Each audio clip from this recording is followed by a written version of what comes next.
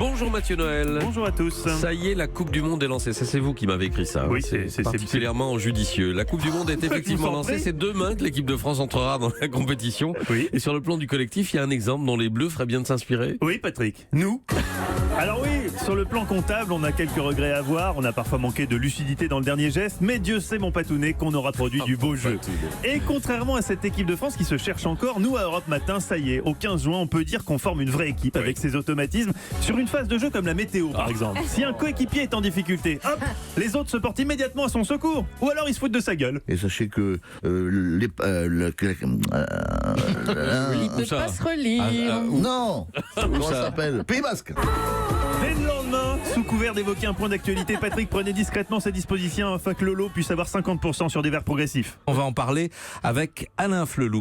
Bien joué, Patoche. Patrick Cohen, voilà un vrai capitaine.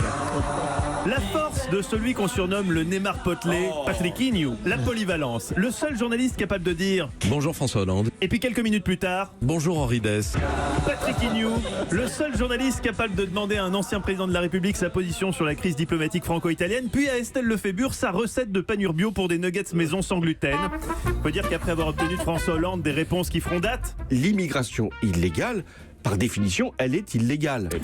Patrick Ignou pouvait bien faire semblant de se passionner pour Orae, la méthode bien-être révolutionnaire d'Estelle Lefébure. Orae. Rappelez-nous ce que veut dire Orae, c'est du maori. Orae veut dire aura, la santé. Oré, c'est la pagaie que l'on utilise sur un stand-up paddle. C'est un mot en effet que j'ai inventé. Très bien. Oui, deuxième qualité indispensable aux grands joueurs, l'hypocrisie.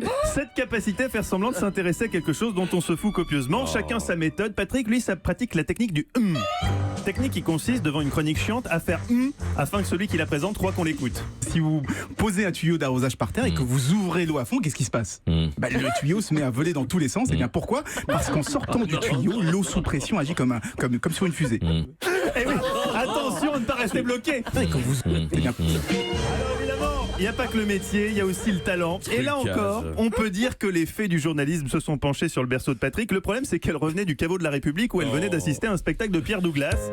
Conne de fées, insufflant à Patrick une passion du calembour que même Bruno Mazur trouverait excessive. Des stars chez les tsars, bazar à Saint-Lazare. Car au-delà d'un goût pour les rimes en art, le Monterland du News aime également glisser des jeux de mots plus discrets. Elle ne supporte plus la prolifération des mégots de cigarettes. Brune Poisson, la secrétaire d'État auprès de Nicolas Hulot. Des jeux de mots qui sont au journalisme ce que l'aile de pigeon est au football, ça sert à rien mais c'est beau, notamment ce chef-d'œuvre hier qu'il fallait avoir du cran pour tenter face à l'invité. Restons dans la compagnie des arbres. Patrick Cohen, vous recevez maintenant le ministre chargé des Affaires européennes. Bonjour Nathalie Loiseau. Si Mbappé se hisse au niveau du légendaire Patrick Ignou, la Coupe du Monde est à nous. Europe 1.